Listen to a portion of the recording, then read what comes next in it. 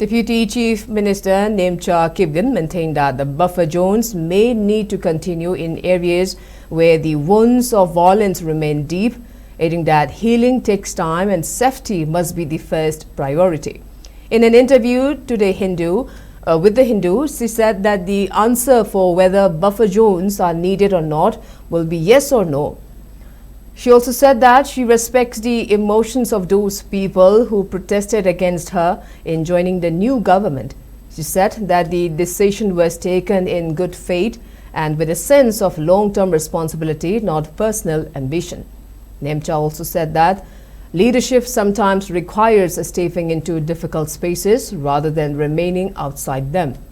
She also stated that her commitment is to ensure that the concerns of the people are represented at the highest level, adding that trust cannot be demanded, but it will be built through time, in sincerity and visible actions.